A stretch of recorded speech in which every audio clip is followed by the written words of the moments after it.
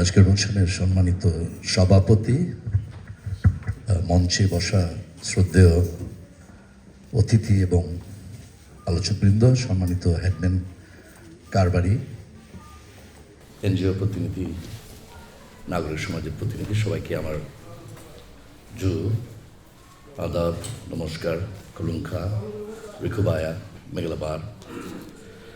আমি মূলত 5টি বিষয়ে বক্তব্য রাখব, চেষ্টা করব এবং দেখি কত অল্প সময়ে পারি, অনেক সময় বেশি সময় লাগে। প্রথমত আমি বাসিন্দাদের কল্যাণে ও রাষ্ট্রের কল্যাণে কিভাবে একটি নীতি অবলম্বন করা উচিত সরকারের, এবং যেটার পক্ষে, যেটার জন্যে আমাদের পার্বত্য চট্টগ্রামের নাগরিকদের যে দায়িত্ব আছে সেটা পালন করা, হেডম্যানদের, কারবারিদের নেটওয়ার্ক এবং অন্যান্য আমাদের যে প্রতিষ্ঠান ও সংগঠন আছে তাদের মধ্যে কীভাবে একটু আঁতাত আরও বেশি সুদৃঢ় করা, কার্যকর করা, সেটা নিয়ে কিছু কথা আমি বলতে চাই। এবং এখানে কিন্তু প্রথাগত প্রতিষ্ঠানও থাকবে, অন্যান্য প্রতিষ্ঠান ও সংগঠনের এখানে ভূমিকা রয়েছে।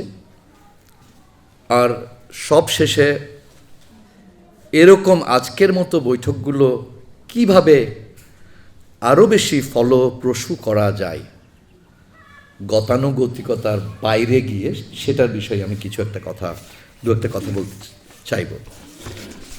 তো প্রথমত রেগুলেশনের ব্যাপারে আমাদের শ্রদ্ধেয় নেতা গৌতম দেওয়ান মহোদয় বলে গেছেন, এবং এখানে উনি সহ এবং এক সময় আমাদের পার্বত্য চট্টগ্রাম আঞ্চলিক পরিষদের চেয়ারম্যানও গেছিলেন। এখানে আমি অবশ্যই বলবো যে এখানে পার্বত্য চট্টগ্রাম নাগরিক কমিটি ও তার শীর্ষে গৌতম দেওয়ান মহোদয়ের ভূমিকাটি অত্যন্ত গুরুত্বপূর্ণ ছিল, এবং আমরা অনেক দান দরবার করেছি। বর্তমান সরকারের প্রধান উপদেষ্টা, আইন উপদেষ্টা থেকে শুরু করে অনেক কর্তৃপক্ষের কাছে আমরা গেছি এবং আমরা চেষ্টা করেছি সরকারকে বোঝাতে পার্বত্য চট্টগ্রাম রেগুলেশন কেন গুরুত্বপূর্ণ পার্বত্য চট্টগ্রামের মানুষের জন্য এবং বাংলাদেশের জন্য। এবং এটা আমরা কিন্তু জাতীয়, স্থানীয় ও আন্তর্জাতিক পর্যায়ে আমরা কাজ করে চলেছি, কাজ করে চলব। আমরা সরকারকে অনুরোধ করেছি যে অ্যাটর্নি জেনারেল, সরকারের প্রতিনিধি, এই মামলাতে, পার্বত্য চট্টগ্রাম রেগুলেশন বিষয়ক মামলা এবং আরও আছে পার্বত্য চট্টগ্রাম চুক্তি উত্তর আইন 1998 সালে আঞ্চলিক পরিষদ আইন সহ 3 পার্বত্য জেলা পরিষদ আইনের বিষয়ে যদি সরকারের প্রতিনিধি হিসেবে বক্তব্য রাখেন, ওনার আগে জানতে হবে এই বিষয়টা। শুধু বড় ডিগ্রি, পিএইচডি, এলএলবি, এলএম ডিগ্রি থাকলে হবে না, ব্যারিস্টার ডিগ্রি থাকলে হবে না। পার্বত্য চট্টগ্রাম প্রেক্ষিত বুঝতে হবে। পার্বত্য চট্টগ্রাম প্রেক্ষিত বুঝতে হলে অবশ্যই আইন মন্ত্রণালয় পরামর্শ দেবে তার অ্যাটর্নি জেনারেলকে, এবং আইন মন্ত্রণালয় কি জানে পার্বত্য চট্টগ্রাম বিষয়ক মন্ত্রণালয়ের সাথে পরামর্শ না করে আইন মন্ত্রণালয় কোনোদিন সব বিষয় জানতে পারবে না, এবং যদি পরামর্শ দেয় তা ত্রুটিপূর্ণ হবে। আবার পার্বত্য চট্টগ্রাম বিষয়ক মন্ত্রণালয় যদি পার্বত্য চট্টগ্রাম আঞ্চলিক পরিষদ, 3 পার্বত্য জেলা পরিষদ, 3 সার্কেল ও এই পার্বত্য চট্টগ্রামের মানুষের মতামত না নিয়ে একটা পক্ষ অবলম্বন করে আদালতে বলার জন্যে, তাহলেও ভুল হবে। আমরা কিন্তু এইসব কথা কিন্তু বলেছি সরকারের সর্বোচ্চ পর্যায় থেকে শুরু করে মাননীয় প্রধান উপদেষ্টা থেকে শুরু করে আমরা চেষ্টা করেছি এবং আমরা চেষ্টা করে যাব। যদি মহামান্য সুপ্রিম কোর্ট একেবারে 360 ডিগ্রি ঘুরে পার্বত্য চট্টগ্রাম রেগুলেশন বাতিল করার চিন্তা করে, সেটা সঠিক হবে না এবং আমার মনে হয় সেরকম চিন্তা করতে পারেও। কারণ যেখানে সর্বোচ্চ আদালতের একটি ফুল বেঞ্চের রায় আছে, সে রায়কে একবারে উল্টানো এত সহজ না। তাহলে কিন্তু শ্রদ্ধা রেখে বলবো, সেই আদালতকেও মানুষ কিন্তু হাসি ঠাট্টা করবে, শ্রদ্ধা করবে না। এবং আমার আস্থা আছে যে মাননীয় বিচারকরা আছেন আপিল বিভাগে, বদলে গেছে। আমার বন্ধু ছিল বিগত, বর্তমানেও যারা আছেন আপিল বিভাগে আমাদের বন্ধু তুল্য, আমরা একসঙ্গে প্র্যাকটিস করেছিলাম।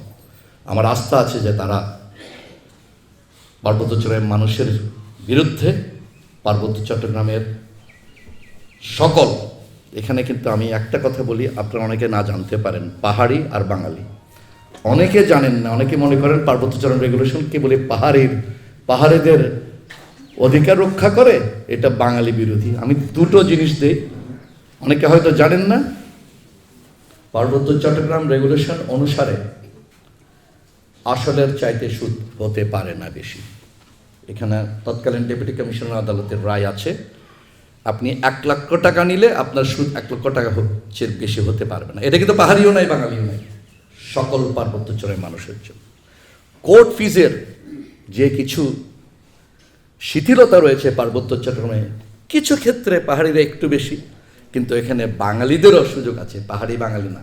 এখানে কিন্তু কোর্ট ফিজ এর যে এখানে এখতিয়ার বহির্ভূত রাখা হয়েছে পার্বত্য চট্টগ্রামকে, যেমনটি ভারতের মিজোরাম, নাগাল্যান্ড ইত্যাদি, এখানে কিন্তু সকল অধিবাসী সে সুযোগটা পায়, অনেকে কিন্তু জানেন না। সুতরাং আরও আছে বিষয় যেগুলো সরকারের জন্য প্রয়োজন হবে পার্বত্য চট্টগ্রাম রেগুলেশন রাখা। পার্বত্য চট্টগ্রাম রেগুলেশন না থাকলে যথাযথভাবে, বলিষ্ঠভাবে, এখানে সবচাইতে বেশি ক্ষতি হবে প্রতিবেশের, বনভূমির, পার্বত্য চট্টগ্রামের নদী ও জলাশয় সমূহের। কালকে যদি আপনি পার্বত্য চট্টগ্রামের নদীর উজানে যে পাহাড়ি জুমিয়া জনগোষ্ঠী আছে তাদেরকে সরাই দেন, কি হবে জানেন? আপনার সমতলের নদী সব চলে আসে তিব্বত, নেপাল, ভারত থেকে। পার্বত্য চট্টগ্রামের বেশিরভাগ নদী পার্বত্য চট্টগ্রামে এবং বাংলাদেশের ভেতরে জন্ম। এই নদীর উজান থেকে যদি পাহাড়ি জনগোষ্ঠী সরে যায়, তাদের জীবিকা যদি যথাযথভাবে তারা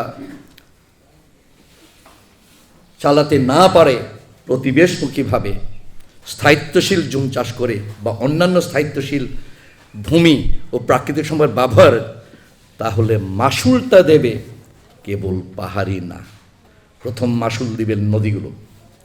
এই নদীগুলো যদি মাসুল দেয়, এই নদীগুলো সব প্রবাহিত হয় বড় বড় নদীর মাধ্যমে, কর্ণফুলী থেকে শুরু করে এই নোয়াখালী আর চট্টগ্রামের বেশিরভাগ নদী কিন্তু পার্বত্য চট্টগ্রাম থেকে জন্ম।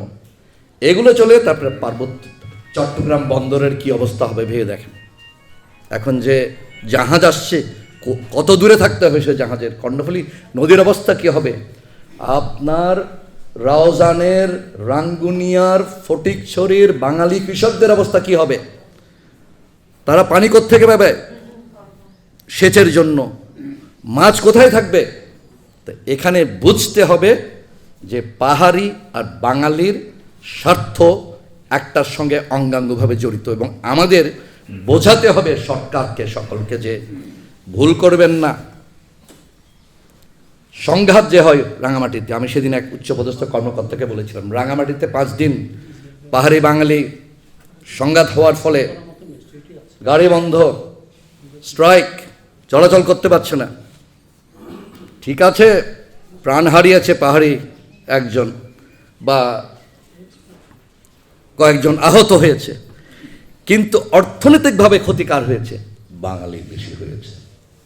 কারণ রাঙ্গামাটির বেবি ট্যাক্সি চালক, সমিলের যারা মজুর আছেন, রিজার্ভ বাজারে যারা আছেন, বোটের মাঝি, বোটম্যান, বেশিরভাগ তো এখানে কিন্তু ক্ষতি পাহাড়িরও হয়েছে, বাঙালিরও হয়েছে, আর অর্থনৈতিকভাবে ধরলে বাঙালির বেশি।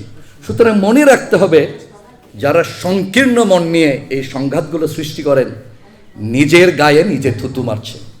তো আমি আশা করব আমাদের বাংলাদেশের শীর্ষ স্থানীয় আমাদের নেতৃবৃন্দ, আশা করি যথাযথ নির্বাচন হবে, শান্তিপূর্ণ যথাযথ সরকার প্রতিষ্ঠা হবে, তারা দূরদৃষ্টি নিয়ে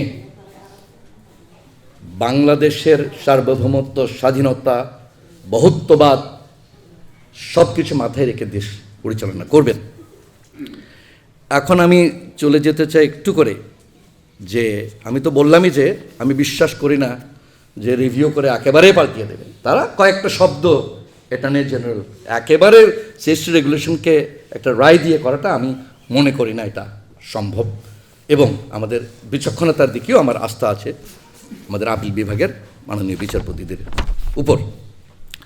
এখন আমি আজকের ভূমির কথা যেহেতু দিয়েছেন, কাজে কিছু আপনাদের বক্তব্য হালাল করে দিয়ে দু একটা হলে ভূমির কথা বলি, কিন্তু আমি মূলত আমার গুইমারা হেডম্যানের মতো বলছি, আমি ভূমি নিয়ে থাকবো না, শুধু থাকতে পারি না। তো ভূমি কমিশনের ব্যাপারে এটা এগেন আমাদের সংকীর্ণ মহলের কারণে এটা কার্যকর হতে দেওয়া যাচ্ছে না, কিন্তু এটার পক্ষে বলতেই হবে। এটা বাংলাদেশ সরকার আইন করেছে, কেবল চুক্তি না, এবং এটা আইনের অধীনে এর কাঠামো এটা সৃষ্টি করেছে, কিন্তু বর্তমান কেয়ারটেকার গভর্নমেন্ট এটাকে রিভাইভ করেছে, নিয়োগ দিয়েছে, কিন্তু এখনো পর্যন্ত তার কার্যকারিতা আমরা দেখতে পাচ্ছি না। তবে এটার পক্ষে আমাদের বলতেই হবে, যাতে এটার বৈঠক রাঙামাটি না হলে ঢাকায় হবে, ঢাকায় না হলে চিটাগাংয়ে হবে, হবে না কেন? দু একজনের হাতে কি একটা মিছিল করবে, তাদের হাতে আমরা জিম্নি হয়ে যাব, এটা হতে পারে না। জিম্নি কে? তাহলে তো সরকারি জিম্নি, সরকারের লজ্জা পাওয়া উচিত। তাহলে সরকার যদি জিম্নি হয়ে থাকে, যারা এই আতঙ্কবাদীর মতো কাজ করে। তো একটা হচ্ছে ফিল্ড কমিশন, তারপরে পাহাড়িদের যে 30 শতক বসত ভিটা যে বন্দোবস্তি, বা সেটা অর্পণ, ঠিক আছে, ইউনো সাহেবরা বোধহয় অর্পণটা ব্যবস্থা ভালোবাসেন, অর্পণ বা বন্টন বন্দোবস্তের, ঠিক আছে, হোক, ইউনো সাহেবের সঙ্গে বোঝাপড়া করে, ডিসি সাহেবের সঙ্গে বোঝাপড়া করেন, কোন শব্দ ব্যবহার করে, ঠিক আছে, এটার জন্য যদি ক্ষতি না হয় আমার ঠিক করেন। আমি কিছুদিন আগে বড় আজাসরি না বড় এই দীঘিনালাতে যে একই হেডম্যান দুই মৌজা, ছোট মেরিং না বড় হাজারসরে, কবাখালি আর বড় হাজারসরি, এই যে আসছে নাকি হেডম্যান এখানে নওয়াজ, আচ্ছা আচ্ছা, ওই যে আমাদের দীপঙ্কর দেওয়ানের ছেলে, তো ওখানে আমি দীপঙ্কর দেওয়ানের দেখলাম। আমি বলবো যে যথাযথভাবেই উনি এটা বন্টনের দলিল দিয়েছেন, তাদের কাছে আছে। কিন্তু আপনারা জানেন তো, আমাদেরও চাকমা সার্কেলের সীমাবদ্ধতা আছে, সকলেরই সীমাবদ্ধতা আছে। তো সেজন্য আমরা হয়তো আমাদের এতখানি স্টাফ নেই যে আমরা যথাযথভাবে মনিটর করব, কিন্তু এটা কিন্তু আমাদের অত্যন্ত প্রয়োজন। অন্তত এই বন্দোবস্তিটা হলে জমির মূল্য না পেলেও কিন্তু সেটা সরকার যদি এটা অধিগ্রহণ করে, তাহলে কিন্তু বসত ভিটা এবং এখানে গাছগাছরা যা আছে সেটার জন্য মূল্য কিন্তু দিতে বাধ্য। কাজে একটা প্রোটেকশন এটা পাচ্ছে। তবে এটার জন্য আমাদের হয়তো নকশা করা উচিত, রেজিস্টার রাখা উচিত, সেদিকে আমি হেডম্যানদের ভূমিকা। এটিকে চলে গেল, ও ব্যাটারি, এটা আছে। আরেকটা বিষয় ভূমির সাথে সম্পৃক্ত হলো যে আমাদের যেটা মৌজা রিজার্ভ বা বান্দরবানে পারাবান বলে, ভিসিএফ ভিলেজ কমন ফরেস্ট বলে, এখানে আমাদের চাকমা সার্কেল থেকে আমাদের 200-এর অধিক ভিসিএফ রয়েছে। এর মধ্যে আমরা 100-এর অধিক ভিসিএফের বিভিন্ন তথ্য সংগ্রহ করেছি কমিটির ব্যাপারে, জীববৈচিত্র্যের ব্যাপারে, উদ্ভিদ বৈচিত্র্যের ব্যাপারে, জলজ সম্পদের ব্যাপারে। আমরা বাকিগুলো আমাদের আনতে হবে, যেখানে কমিটিগুলো অচল হয়েছে তাদেরকে সচল করতে হবে, যাতে হেডম্যানের নেতৃত্বে এই কমিটি, যেখানে আমরা নারীদের অন্তর্ভুক্তের বিষয় আমরা চেষ্টা করেছি, কিছুটা সফলতা আমরা পেয়েছি, কিন্তু আরও অনেক বেশি সফলতা লাগবে এটা আমাদের। কারণ প্রত্যেকটা ভিসিএফ থেকে আমাদের কিন্তু ঝর্ণা ছড়াগুলো আসে, সুতরাং আমাদের জীবনাচারের সঙ্গে এগুলো জড়িত। এটার ব্যাপারেও কিন্তু আমরা রাঙামাটি পার্বত্য জেলা পরিষদের কাছে আমরা চিঠি দিয়েছিলাম বছর বোধহয় দুয়েক আগে। আমরা প্রয়োজনে আবারও বর্তমান পরিষদকে আমি আজকে আমাদের সদস্যর কাছে আমি দুইজন সদস্য আছেন, আমি অনুরোধ করব আমাদের চেয়ারম্যান মহোদয়ের কাছে যাতে আমাদের যে ভিসিএফগুলো নথিভুক্ত হয় তাদের রেজিস্টারে চলে আসে, যাতে এটার সংরক্ষণের জন্য। এবং একইভাবে এখানে আমাদের খাগড়াছড়িরও জেলা পরিষদের সদস্য মহোদয় আছেন। আমরা চাকমা সার্কেলের যে অংশ খাগড়াছড়ি জেলাতে আছে সেগুলো নিয়ে আমি কাজ করছি, যাতে এগুলোরও আমরা লিস্ট একটা আমরা খাগড়াছড়ি জেলা পরিষদেরকে দিয়ে দেবো এগুলো সংরক্ষণের জন্যে।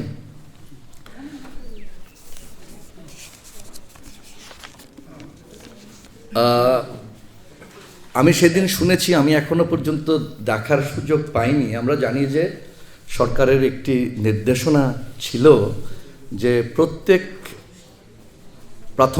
সরকারি প্রাথমিক বিদ্যালয়ে হেডম্যান একজন করে প্রতিনিধি প্রেরণ করেন। আমি জাস্ট দু একদিন আগে শুনলাম কালকে হঠাৎ এখানে কিছু পরিবর্তন হয়েছে। আমি শুধু কি রাঙামাটি জেলা পরিষদ থেকে নাকি 3 জেলা পরিষদ জানি না। তো এটাও আমি আমাদের সদস্য মহোদয়দের অনুরোধ করব একটু জেলা পরিষদ নিয়ে একটু আলোচনা করতে, এবং আমাদের সার্কেল এবং আমাদের হেডম্যানদের সাথে এই সংলাপটা প্রয়োজন যে এটা অব্যাহত রাখা হোক। আমি শুনেছি যে এটা কোনো কারণে কি ভুল বুঝে আমি জানি না এটা বাদ চলে গেল, কিন্তু এটা যেহেতু সরকারেরই একটা সিদ্ধান্ত বোধহয় অনেক উচ্চমহল থেকে এসছে, এটা আমাদের অঞ্চলের মানুষের কল্যাণে এসছে।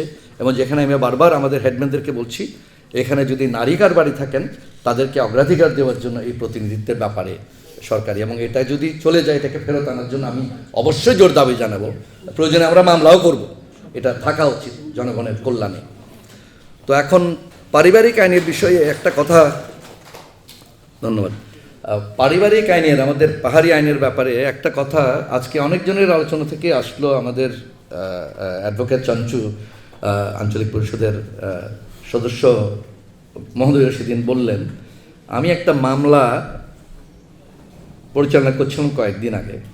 তো একজন সে মামলার এখানে পক্ষ আমাকে বলছিলেন উনি জানতেন না যে কেবল নোটারি পাবলিকের হলফনামার মাধ্যমে যে একটি যুগলকে বিবাহিত মর্মে ঘোষণাটা আইন দ্বারা সিদ্ধ নয়। আমাদের চাকমাদের সমাজের সম্মতি সাপেক্ষে কেবল বিয়ে হয়। যারা চাকমা তুমি হওয়ার পলন আলো দৌনিরে জোড়া বানি দিবার উগুম আগে নেই আগে সিবা যতক্ষণ সঙ্গ নয় সিবা মেলা নহব। এখন উনি বলছেন উনি জানেন না, ঠিক উনাকে এটাও বললাম কিয়াং ম্যারেজ বলেও কিছু নেই। নীলাবাবু ছিলেন বোধহয় কয়েকদিনের একটা অনুষ্ঠানে বান্দরবানের আমাদের বমং সার্কেলের হেডম্যান সমিতির নেতা, যে বার্মিজ বুদ্ধিস্ট ল বলছে there is nothing Burmese Buddhist about Burmese Buddhist law সামুহাদা বিশুদ্ধানি, এটা যেটা বান্দরবানের বমং মারমারা ফলো করে, এখানে নামটা দেওয়া হয়েছে বৌদ্ধ, এখানে কোনো বৌদ্ধ ধর্মের সম্পৃক্ততা নেই। যেমনটি আমি মনে করি না যে ত্রিপুরাদের প্রথাগত আইনে হিন্দু ধর্মের কোনো সম্পৃক্ততা আছে। এবং বর্তমান সুপ্রিম কোর্টের আপিল বিভাগের একজন প্রজ্ঞাবান্ত বলতে হবে না, প্রজ্ঞাবতী বলতে হবে নাকি নারী হলে, প্রজ্ঞাপতি বিচারপতি ফারা মাহবুব, উনি একটি রায় দিয়েছিলেন যেখানে ব্যারিস্টার সারা হোসেন আর আমরা ব্লাস্টের পক্ষে পাবলিক ইন্টারেস্ট এডুকেশনে গেছিলাম। উনি বলেছেন একটা জিনিস পরিষ্কার করে দিলেন, বাংলাদেশের বৌদ্ধরা হিন্দু আইন দ্বারা পরিচালিত নয়। তার আগ পর্যন্ত একটা ভুল ধারণা ছিল যে বড়ুয়ারা হিন্দু আইন ফলো করে বলে এখন চাকমা মারমার রাখাইনের তঞ্চঙ্গেরাও করে। নো, সেটা বিচারপতি মহোদয় পরিষ্কার করে দিলেন তার হাইকোর্ট বিভাগের রায়ে। এবং খাগড়াছড়ির যুগ্ম জেলা জজ ও খাগড়াছড়ির ডেপুটি কমিশনারকে উনি নির্দেশ দিয়েছেন হাইকোর্ট যে আব্রেচাই মগ নামে এক ব্যক্তির সেই উত্তরাধিকারী যাতে পুনরায় নির্ধারণ করা হয় সার্কেল চিফ ও হেডম্যানের সাথে পরামর্শ করে এবং মারমা প্রথাগত আইন প্রয়োগ করে। এখন আমাদের খুঁটিয়ে খুঁটিয়ে দেখতে হবে মারমা আইনে। আবার মারমা আইন কিন্তু আমি বেশি বলছি মারমাটা, কারণ এখানে কিন্তু বিশেষ করে বোমা সার্কেলের দিলে না বুঝে ধর্মের সম্পৃক্ততা এনে মনে হয় ওখানে যদি এদিক ওদিক করতে হয় সেটা পাপ হবে বা ধর্মকে করা হবে, ভগবান বুদ্ধকে করা হবে, মোটেও না। এখন আমরা প্রগতিশীল এই সংস্কারগুলো আনতে, তখনই এই একজন পক্ষ কেঁদে কেঁদে বলছে আমি যে জানি না এই দায়িত্বটা কার। আমি এজলাস থেকে বললাম আমি সহ সকলের এখানে দায় আছে। আমরা কিছুটা হলে আমরা বিফল হয়েছি। এখানে আমার চাকমা সার্কেলের দায়, চাকমা সার্কেল চিফের দায়, পার্বত্য আঞ্চলিক পরিষদের দায়, পার্বত্য জেলা পরিষদের দায়, ডেপুটি কমিশনের দায়, নির্বাচিত আমাদের স্থানীয় সরকার সকলের আমাদের কিন্তু এখানে দায়িত্বের হয়তো গাফিলতি আছে। এখন আমরা আমাদের মানুষকে যা জানি না, তথাকথিত কিয়াং ম্যারেজ 3-4 জন বড় মহাথেরের সামনে বলেছি বানতে রাখি মঙ্গলসূত্র, সূত্র, সঙ্গদানা, অমুক দানা করলে এটা একটা যুগল বিবাহিত হয়ে গেল। সাধারণ মানুষরা জানে না। সাধারণ মানুষরা মনে করে নোটারি পাবলিক যদি একটা হলফনামা দেয়, এটাকে যদি মান্যগণ্য করা হয় তাকে পুলিশ বেঁধে নিয়ে যাবে, তাকে আদালত অবমাননা ধরবে। মোটেও না। নোটারি পাবলিকের কোনো এখতিয়ার নাই একটা পাহাড়ি যুগলকে বা কোনো যুগলকে, মুসলমানকেও হিন্দুকেও এটা বিবাহিত ঘোষণা করে সেটা বিবাহ, সিদ্ধ বিবাহ মর্মের একটা দলিল যদি মনে করে থাকেন সেটা ভুল। এখানে অনেকজন অ্যাডভোকেট সাহেব আছেন, আপনারা জানেন, কিন্তু সাধারণ মানুষ তো জানে না। নোটারি পাবলিক মহোদয় দিয়েছে, উনি মনে করবে যে এটাকে সিদ্ধ না, আমি যদি না মানি আমি আইন ভঙ্গ করছি। এটা না বুঝিয়ে অনেকে করেছে কি কারবারি বা কেউ হয়তো মনে করছে ও নোটারি পাবলিক করেছে, সে করে এই দলিলটা এখন আমরা হানাসি রেডি, আমরা এটা সিদ্ধ করে দিয়ে একটা বিরাট ভোজ টোজ করি। এটা তো গর্ভকুটুম্ব হতে পারে, এটা আরেকজনের স্ত্রীকে নিয়ে তো অ্যাফিডেভিট দিতে পারে। নোটারি পাবলিক মহোদয়কে জানেন অনেক সময় নোটারি পাবলিকের ক্ষেত্রে উপস্থিত থাকেন না সরস্বতীতে, কাগজটা দস্তখত করে দেন টাকাটা নিয়ে, ফিস নিয়ে, এরকম নোটারি পাবলিক আছে। তো এগুলোর ব্যাপারে কিন্তু আমাদের ভাগাভাগি করতে হবে। এখানেই বলতেছি যে আমি যে কথাটা বলেছি স্ট্র্যাটেজিক অ্যালায়েন্স, এখানে প্রোগ্রেসিভের সহায়তা আমরা কি পাচ্ছি। প্রোগ্রেসিভ কিছু কিছু বিষয়ে এগিয়ে আসছে, এখানে ALRD আছে, অনেক সংগঠন আছে, তাদের সাথে মিলে আমাদের ভাগাভাগি করতে হবে যে আমরা কিভাবে আমাদের এই দক্ষতা বৃদ্ধি করি, হেডম্যান কারবারি সকলের, আবার এই সকল আইন সম্পর্কে আমরা সচেতনতা বৃদ্ধি করি। এটার যদি করতে না পারি তাহলে কিন্তু আমরা অনেক কিছু যে আমরা যেটা চাচ্ছি সেটা কিন্তু সেখানে পৌঁছব না। আমার মনে করি যে আমি বারবার কিন্তু বলেছি হেডম্যান নেটওয়ার্ক, নারী হেডম্যান নেটওয়ার্ক, আমি আরেকবার আপনারা আমন্ত্রণ দিলে আমি এজেন্ডা না থেকে আসবো না, এবং আপনাদের এজেন্ডা যদি পছন্দ না হয় আপনারা মনে কষ্ট পেলেও আমি আসবো না, আমি আমন্ত্রণ করবো না, যাতে গতানুগতিকভাবে হয়ে যে সময়টা আপনারা পাচ্ছেন আপনাদের মধ্য থেকে, আমি জানি না করছেন কিনা, যদি না করে থাকেন আহ্বান জানাবো দুপুরের সেশনের মধ্যে কিছুটা হলে ফিডব্যাক নেন, একটা কাগজ দেন, ওখান থেকে বলেন বহুবিবাহ কয়টা আছে আপনার গ্রামে বা মৌজায়, শিশু বিবাহ বাল্য বিবাহ কয়টা আছে, এখানে কোর্ট ম্যারেজ তথাকথিত কিয়ং ম্যারেজের প্রচলন আছে কিনা, এই সকল বিষয় যদি ফিডব্যাকটা নেন আপনারা, তাহলে বুঝতে পারবেন যে এখন আমরা দিঘিনালা উপজেলায় বেশি সময় দেবো নাকি বাঘাইছড়ি উপজেলায় দেবো নাকি থানচিতে যাব না রুমাতে যাব, আমাদের জানতে হবে। তো তারপরে জেনে আমরা ভাগাভাগি করে আঞ্চলিক পরিষদ, জেলা পরিষদ, NGO আছে, সকলের মিলে ভাগাভাগি করে কাজটা করব। এবং এখানে স্থানীয় সরকার প্রতিষ্ঠান আছে, DC ইউনিয়নের অফিসও আছে, তারপরে নির্বাচিত এখন নাই উপজেলা কিন্তু আসবে তো উপজেলা ইউনিয়ন পরিষদ আছে, তাদেরকে নিয়েও তো আমাদের এই কাজগুলো করতে হবে। তো সেই কাজটা করারই আমি আপনাদের কাছে আমি আহ্বান জানাচ্ছি যে এই জিনিসগুলো যেটা আমাদের আঞ্চলিক পরিষদের প্রতিনিধি বলে গেলেন যে আমাদের নিজেদের দক্ষতা বৃদ্ধির জন্য কিন্তু হেডম্যান কারবারিদের এগিয়ে আসতে হবে, এবং আপনাদের বুঝতে হবে যে আপনারা স্ব সার্কেলে, স্ব জেলায়, স্ব উপজেলা, আর আমি চাকমা সার্কেল থেকে আমরা কিন্তু একটা প্রক্রিয়া আছে, আমরা সার্কেলকে আমরা সাগালা ও বামে বিভক্ত করব, যেখানে যেই সাগালা বা বাম যে অঞ্চল উপ অঞ্চলগুলোতে যে হেডম্যান কারবারিরা একত্রিত হয়, একই বাজার খায় বা একই শহরে বা এক উপজেলা সদরে আসে, কেবল উপজেলা ইউনিয়ন ভিত্তিক না, তাহলে সেখানে আমরা যেখানেই প্রয়োজন এই প্রশিক্ষণগুলো আমরা দিতে পারবো এবং এই তথ্যগুলো আমরা সংগ্রহ করব যাতে আমরা কি করতে পারি। তো আমি আর আপনাদের সময় বেশি নিতে চাচ্ছি না। আশা করি আপনারা কিছু মনে করবেন না, আমি কিছু স্পষ্ট কিছু কথা বললাম যাতে আমাদের হেডম্যান কারবারিদের দক্ষতা বাড়ে এবং যাতে আমাদের রাষ্ট্রীয় আইন, আন্তর্জাতিক আইন ও প্রথাগত আইন সম্পর্কে আমাদের মানুষরা আরও বেশি সচেতন হয়, যাতে তাদের অধিকার তারা পায় এবং তাদের এই অধিকার প্রাপ্তিতে আমাদের প্রথাগত প্রতিষ্ঠান তাদের পাশে দাঁড়ায় উদার মন নিয়ে এবং প্রজ্ঞা নিয়ে, বিচক্ষণতা নিয়ে। সকলকে ধন্যবাদ।